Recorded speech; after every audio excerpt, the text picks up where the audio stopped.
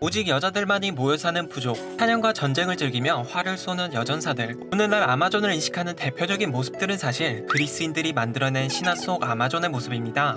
복수형으로는 아마조네스, 단수형으로는 아마존인 그녀들은 히브리어의 강한 또는 타락한 여자, 고대 페르시아의 언어로는 전사, 인도 유럽 조어로는 남자가 없는 등의 뜻에서 왔을 거라 추측하지만 가장 잘 알려진 어원은 고대 그리스어의 가슴이 없다는 뜻이었는데요. 이는 주로 사냥과 전쟁을 좋아하던 그녀들이 창을 던지고 활을 쏠 때 방해가 된다는 이유로 어렸을 때 한쪽 가슴을 제거하고 불을 지져 자라나지 않게 하였던 탓이었죠.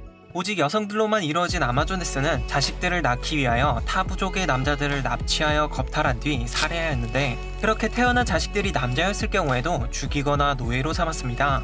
그리고 남자가 미천한 신분의 노예로 살아남는다 하더라도 남자들의 반란을 고려했었던 여왕은 노예들을 무기 근처에는 얼씬도 하지 못하게 하였고, 대신 그녀들은 스스로 무기를 들며 국토를 방어하면서 전쟁의 신 아레스와 궁술과 수렵의 여신인 아르테미스를 섬기며 전쟁과 사냥을 즐겼습니다. 아마존은 아테네를 침공하고 트로이 전쟁에 참여하며 남성 병사들을 공포로 몰아넣었고, 헤라클레스나 테세우스, 아킬레우스와 같은 신화 속 강력한 영웅들과도 맞서 싸우며 수많은 시인들이 그녀들의 용맹함을 노래하며 아마조네스를 세상에 알렸습니다. 그 덕에 아마조네스는 널리 알려지게 되었지만, 알려진 고대의 아마존이 근대를 넘어 현대까지 전해지게 되었던 몇 가지 사건들이 있었는데요. 때는 인접 국가들이 교류하거나 전쟁을 하던 시대를 지나 신항로를 개척하여 새로운 땅을 찾아 그 땅에서 글로벌하게 지지고 볶기 시작하던 1521년의 대항해 시대. 스페인 사람인 프란시스코 피사로라는 인물은 당시 자신의 7촌쯤 되는 머나먼 친척이 고작 1000명 남짓한 병력으로 원주민들의 제국을 정복하여 막대한 양의 황금을 얻었다는 소식을 듣게 됩니다. 이 소식을 들었던 프란시스코는 이미 새롭게 건설되었던 파나마라는 식민도시의 행정장관이었지만, 사실 건설된 지 얼마 안 되었던 파나마는 극한의 촌동네였는데요. 촌동네의 정점에서 인생을 마감하고 싶지 않았던 프란시스코는 먼 친척이 그러했던 것처럼 그도 인생 역전을 위해 황금을 찾아 원주민들의 나라로 떠나기로 결심합니다. 처음에 그는 허황된 것 같은 소문을 근거로 파나마를 떠났고 7년 동안 온갖 고생과 허탕을 반복하다가 1528년 드디어 잉카라는 거대 제국이 존재한다는 한 원주민의 증언을 듣게 됩니다. 그는 당장 고국으로 돌아가 국왕 카를로스 1세에게 황금과 원주민을 보고하며 군사적인 지원을 약속받았고, 왠지 흑수저로 인생을 마감할 듯한 자신들의 동생들을 함께 데려가 황금을 찾아 떠나는 황금 원정대를 꾸리게 되었죠. 그렇게 국왕에게 지원받은 168명의 병사들과 동생들을 데리고 떠난 황금원정대는 무려 1000만의 인구를 지닌 잉카 제국의 황제 아타우알파를 우연찮게 만나게 되었습니다. 아타우알파는 당시 형제와 치룬 내전에서 승리하여 수만의 군사들을 이끌고 자신들의 수도로 복귀하고 있었는데, 황제는 자신들의 영토를 침범하여 약탈을 행했다는 이방인들이 근처에 있다는 소식을 접하게 되어 직접 그들을 만나기로 결심한 것이었죠. 그런데 이때 이방인을 보러 온 아타우알파는 스페인 원정대에게 포로로 사로잡혀버리는데, 이는 수만의 군사를 이끄는 황제가 보기에 병사들의 기묘한 차림새는 그렇다 치더라도 200도 안 되는 스페인 병사의 숫자에는 전혀 위협적이지 않았고, 그는 시중과 가볍게 무장한 호위무사 약 6천만을 동행시켰다가 포로로 잡혀버린 것이었죠. 사실 6천의 병사로도 충분한 숫자였지만, 단순히 가죽옷에 돌도끼 정도의 무장을 하였던 잉카와 풀플레이트의 철제 무기, 총과 대포로까지 무장한 스페인의 군대 사이에는 엄청난 문명의 격차가 존재하고 있었습니다.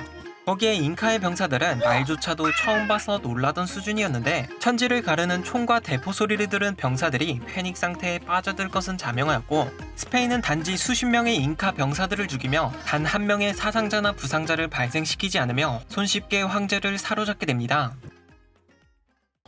그렇게 황제가 붙잡힌 잉카 제국은 처참한 멸망의 길을 걷기 시작하였는데, 황금의 나라였던 잉카 제국의 황제는 만일 나를 풀어준다면 내가 잡혀있는 방의 부피만큼의 금과 은을 내어줄 테니 나를 풀어달라 하였고, 그는 약속대로 톤 단위의 금과 은을 스페인에게 바치게 되었습니다. 하지만 스페인은 황제를 풀어주긴커녕 그가 몰래 반란을 준비하는 것 같다며 아타우알파를 처형시켜버렸고, 그의 다음으로 꼭두각시용 황제로 오르게 된 망코 잉카는 특히나 프란시스코의 동생 곤살로 피사로에게 매일같이 황금을 내놓으라는 협박에 시달리며 극한의 고통을 받아야 했는데요. 곤살로는 맏형과 잉카를 정복하며 그 누구보다 막대한 재산을 가지게 된 벼락부자가 되었음에도 불구하고 욕심이 끝이 없던 남자였는데, 이는 망코가 그에게 1000덩이가 넘는 황금 주계를 바쳤음에도 아직도 그 양이 한참 모자르다며 대신들 앞에서 황제에게 오줌을 누를 정도였습니다. 거기에 곤살로는 황제의 아내가 아름답다며 강제로 데려가 겁탈하였고, 결국 참다 못한 망코 잉카가 그들에게 반란을 일으키게 되었지만, 결과적으로 또다시 스페인에게 패배하여 동쪽의 안티수유란 지역으로 대피하게 되었습니다. 하지만 도피한 잉카인들이 아직도 수많은 황금을 숨겨놓았을 것이라 생각한 곤살로는 황금이 넘쳐난다는 전설의 땅인 엘도라도를 찾기 위해서 황제를 쫓아 안티수유로 향하게 되었죠. 쫓아간 원정대는 아마존강의 유역에서 그들을 적대시하는 원주민에게 속아 정글 깊숙한 곳에서 끊임없이 헤매게 되었는데, 원정대는 황금을 찾기는커녕 극심한 굶주림에 시달리며 끌고 온 돼지, 사냥견, 분마 등을 모조리 잡아먹고, 그럼에도 식량이 부족하여 정글에 서식하는 뱀이나 거북이, 두꺼비 등을 끓여 먹으며 가까스로 목숨만 연명하고 있었습니다. 그러다 프란시스코 데 오레야나라는 인물이 자신에게 식량과 병사들을 주면 정글에서 빠져나갈 방법과 식량을 구해오겠다 하였고, 곤살로는 그를 믿고 군사를 내어주며 식량을 구해오라 했는데요. 이때 정글의 깊숙한 곳에서 원주민 여전사들이 오레야나의 원정대를 공격하게 되었는데, 오레야나는 그 여전사들을 보고는 저 전사들이 바로 그리스 신화 속 아마조네스라고 생각하였습니다.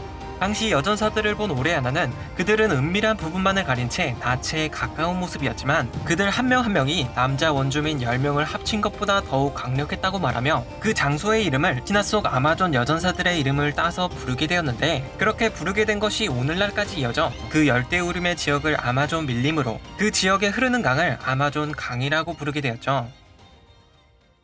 세계에서 가장 돈이 많다는 제프 베조스. 2017년에 이미 세계 최초로 1000억 달러를 넘겼던 그의 재산은 그가 1995년에 창립하여 2021년 3분기에 CEO에서 물러날 예정인 아마존에서부터 시작되었습니다. 오늘날 130만 명이 넘는 임직원을 고용하여 수억 명에 달하는 고객들을 유치하고 세계에서 가장 성공한 기업 중 하나로 인정받으며 널리 이름을 알리고 있는 아마존은 사실 아마존이란 이름이 아니라 카다브라라는 이름이었는데요.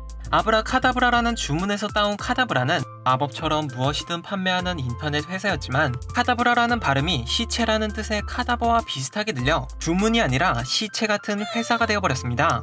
때문에 그는 지구상에서 가장 거대하다는 점과 검색 엔진에서 상위 노출된다는 A로 시작하는 단어라는 점에서 회사를 아마존이라는 이름으로 바꾸게 되었는데, 그러한 꿈을 가지고 자라는 회사가 결국 A부터 Z까지 뭐든지 판매한다는 아마존의 로고처럼 세상에서 가장 거대하며 가장 다양한 생물이 산다는 열대우림의 이름처럼 거대하고 무엇이든 판매하는 쇼핑몰이 되었고, 그렇게 신화 속 여전사들이 거대한 열대우림의 이름을 거쳐 세계적인 거대 기업의 이름이 되기도 하면서 아마존의 이름은 널리 퍼져나가게 되었습니다.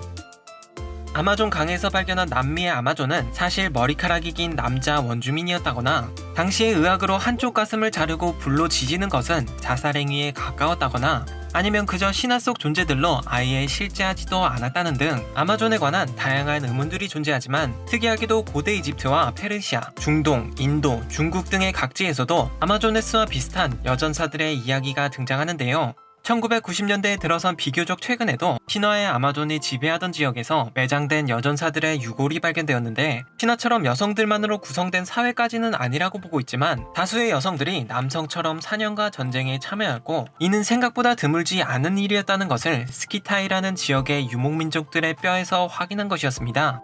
스키타이에서 발굴된 1000이 넘는 무덤들에서 말과 무기와 함께 매장된 여전사들의 뼈가 300여 구에 달하였고, 그 여성들의 유골에서는 전투로 생긴 부상들도 찾아볼 수 있었다고 하는데요. 발견된 유골의 여전사들이 신화처럼 극단적인 모습이 아니었다 하더라도 남자들을 죽이는 자라고도 불리며 오직 여자들로만 이루어진 여전사들의 이야기는 전사들이 보통 남자라는 틀을 깰 수 있다는 점에서 흥미로운 이야기였다는 것에는 변함이 없는 것 같습니다.